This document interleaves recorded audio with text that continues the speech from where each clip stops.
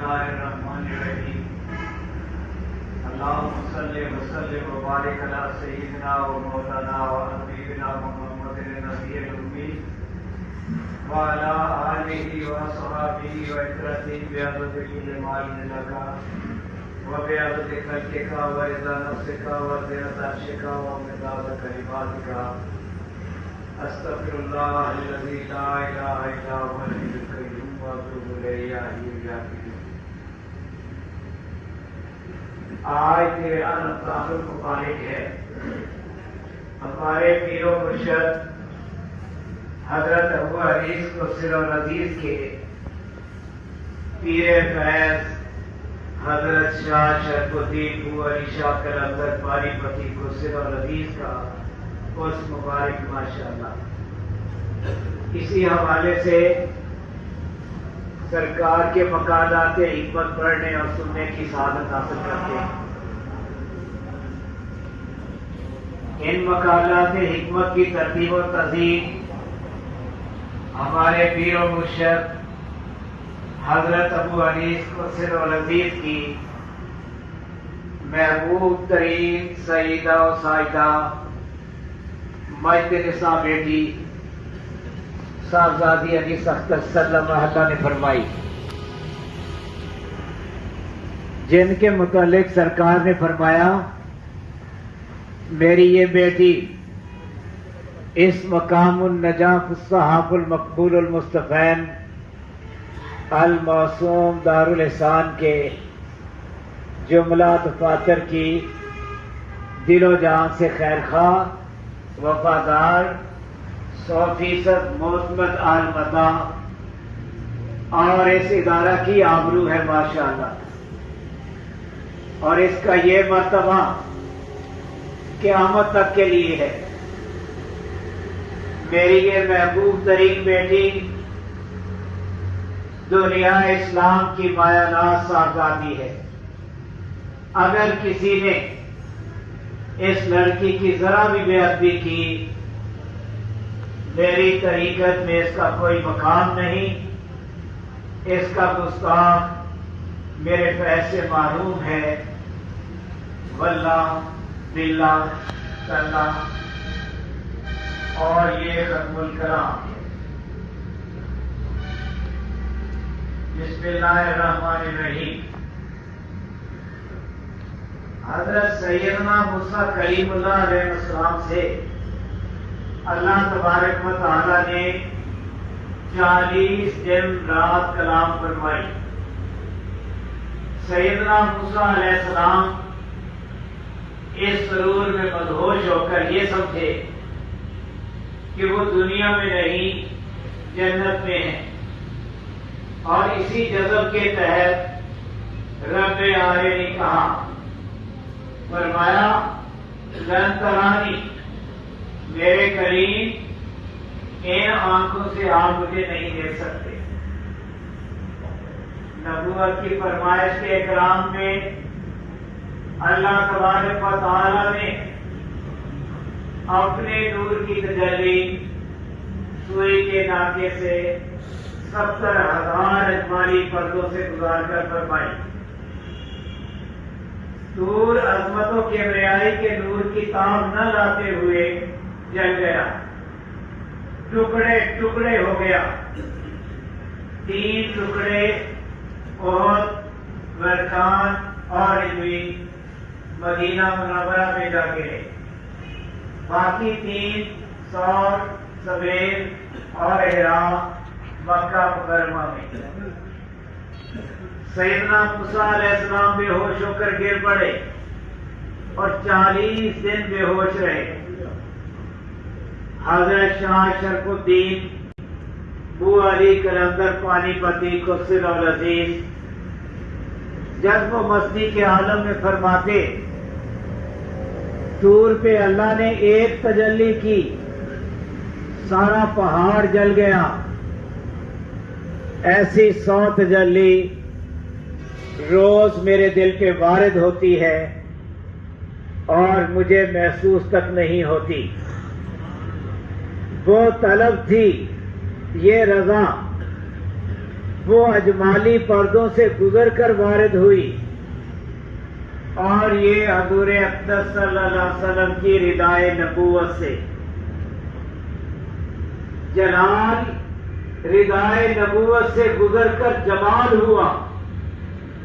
یہ حضور اقدس صلی اللہ علیہ وسلم کی امت کی شان کا شرف و برکت ہے، جس کا کہ ہم کسی بھی زبان میں شکریہ ادا نہیں کر سکتے، اگرچہ قیامت تک کرتے رہیں۔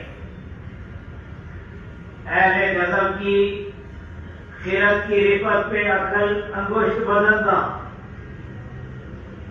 جذب شراب کی ایک لبالب بوتل، اسے پی کر مدہوش ہونا، جذب کی مستی جو کبھی نہیں اترتی اور نہ ہی کسی طرح اتاری جا سکتی ہے۔ اور دوسری بوتل جیسے دودھ کی آمیزش شراب کے خمار کو بھڑکنے نہیں دیتی، تیزی کو معتدل کر دیتی ہے۔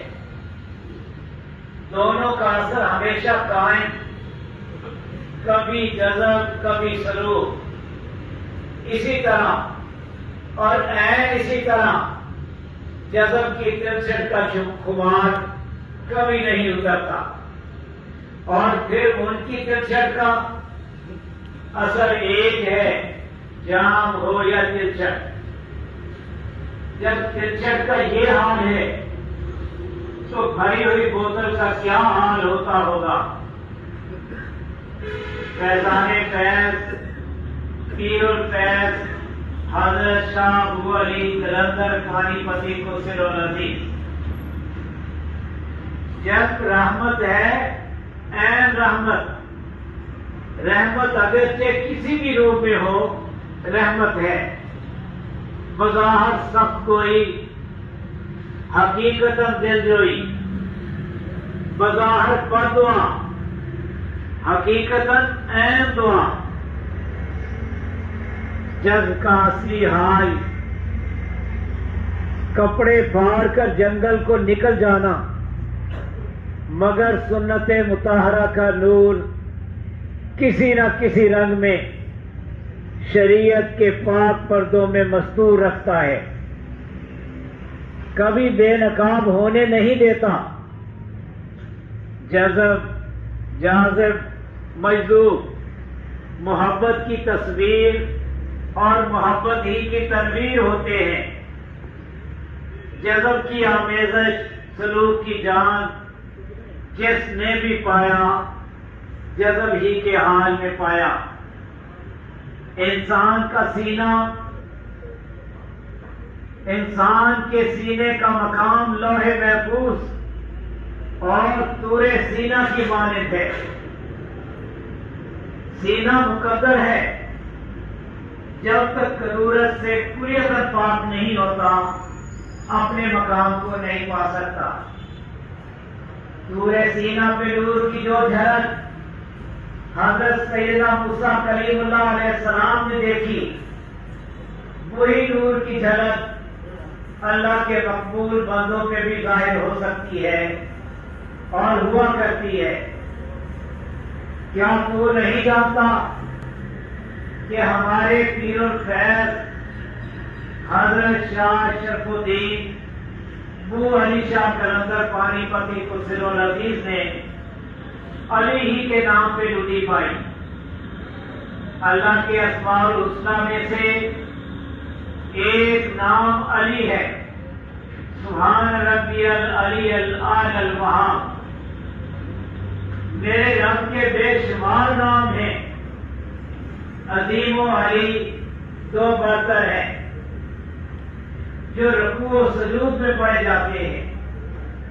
یا علیو یا علیو یا علیو تسبیح، یا کریمو یا کریمو یا کریم دعا۔ دو پسندیدہ وظائف ماشاءاللہ۔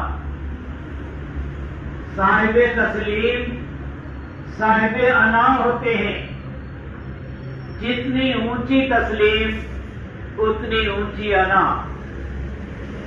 تسلیم و انا ناز کے دو مایا ناز مقامات ہیں، آج تسلیم کل انا، تسلیم کے بعد انا ناز کا وہ انداز ہے جس کے بغیر تسلیم کا مقام آشکارا نہیں ہو سکتا۔ اور یہاں انا سے مراد سرکشی نہیں، مان تان ہے۔